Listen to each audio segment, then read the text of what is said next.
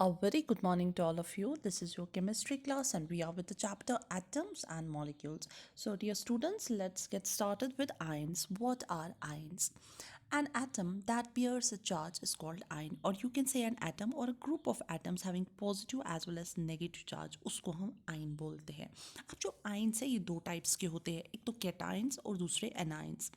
Late me tell you first of all cations किसको बोलते हैं. कैटाइंस जो होते हैं ये वो आयन्स होते हैं विच हैज़ वन और मोर पॉजिटिव चार्ज, उसको हम कैटाइन बोलते हैं. लेकिन जो आयन होते हैं विच कैरी वन और मोर नेगेटिव चार्जेस उसको हम अनाइन बोलते हैं. देख लीजिए फिर से. कैटाइंस जो है ये पॉजिटिवली चार्ज्ड आयंस है. They always loose electrons and have electrons less than those in neutral number. लेकिन जो एनाइंस है वो नेगेटिवली चार्ज्ड आयन है, जैसा कि मैंने पहले ही बोला, क्योंकि वो हमेशा गेन करते हैं electrons and they have electrons more then in normal atom.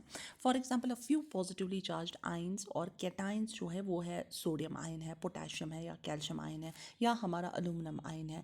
लेकिन जो दिस नेगेटिवली चार्ज्ड एनाइंस है जैसे क्लोराइड आयन है, सल्फाइड आयन है या ऑक्साइड आयन है. ठीक है. अब आपको पता है, अब पहले मैं आपको बताऊं कि वैलेंसी होता क्या है. वैलेंसी जो है ये कंबाइनिंग कैपेसिटी होती है एटम की या किसी भी एलिमेंट की. इसको हम एक्सप्रेस करते हैं in terms of number of hydrogen atoms, number of chlorine atoms और double the number of oxygen atoms जो कि कंबाइन होते हैं with one atom of that element. For example अगर हम अमोनिया की बात करेंगे, उसका सिंबॉलिक रिप्रेजेंटेशन क्या है, NH3. उसकी वैलेंसी जो है एन की यहाँ पर 3 ही रहेगी. मीथेन की अगर एक और एग्जांपल मैं आपको दूंगी CH4, उसकी वैलेंसी जो C की यहाँ पर है वो 4 रहेगी. लेकिन अब अगर हम कार्बन डाइऑक्साइड की बात करेंगे CO2, यहाँ पर उसकी वैलेंसी 2 रहनी चाहिए बट 2 नहीं रहेगी, इट विल बी 4. जैसा कि मैंने पहले ही बोला डबल नंबर हो जाएगा यहाँ पर, जो क्योंकि ऑक्सीजन एटम्स जो होते हैं उसका नंबर डबल होता है. यानी कि अगर कार्बन डाइऑक्साइड CO2 है लेकिन valency of C here will be 4. हालांकि वाटर जो है H2O उसकी वैलेंसी यहाँ पर O की 2 ही रहेगी, 1 + 1 2 ही रहेगी. ठीक है. अब कुछ एलिमेंट्स जो होते हैं उनकी फिक्स्ड वैलेंसी होती है but some have variable valency that is 2 और more than 2 valency.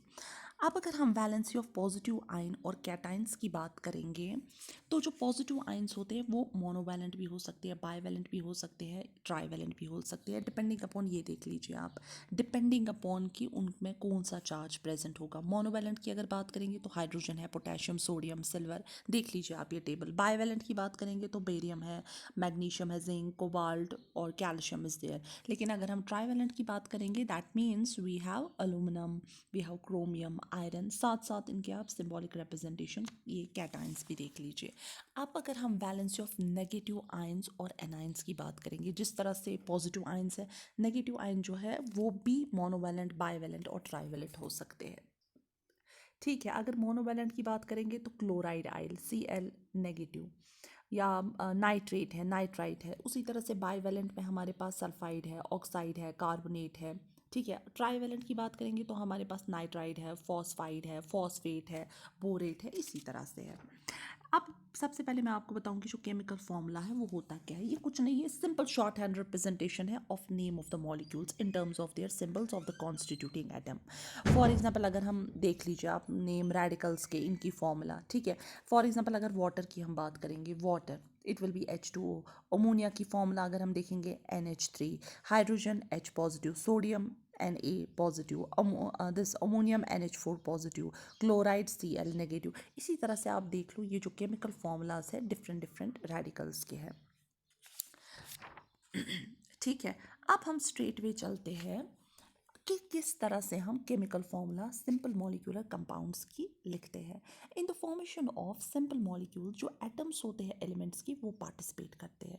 The symbols of an atom उनको हम लिखते हैं, they are written and their valencies are placed below them.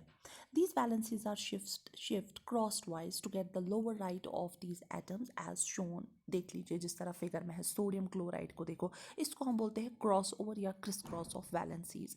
ये देखो आप कि किस तरह से सोडियम का, सोडियम क्लोराइड का है कि किस तरह से हम लिखते हैं. अब अगर हमें राइट करना होगा chemical formula simple ionic compounds का, जो सिंपल आयोनिक कंपाउंड्स होते हैं वो बाइनरी नेचर होता है. इसका मतलब है कि both the positive as well as negative ions have only one atom. The symbol of these ions are written side by side with their valencies at their bottom. देख लो आप इस सोडियम क्लोराइड को, sodium Na positive Cl negative कि किस तरह से हम ये केमिकल कंपाउंड्स लिखते हैं। अब देख लीजिए हमारे पास है क्रिस्टलाइन सॉलिड। क्रिस्टलाइन सॉलिड जो है वो क्लासिफाई किए गए हैं दो टाइप्स में, मेटालिक सॉलिड और आयनिक सॉलिड। जो मेटालिक सॉलिड्स होते हैं उसमें जो कॉन्स्टिट्यूएंट एटम होता है वो क्लोजली पैक्ड होते हैं विद ईच अदर, और जो उनमें इंटर पार्टिकल स्पेस होता है दैट इज नेग्लिजिबल।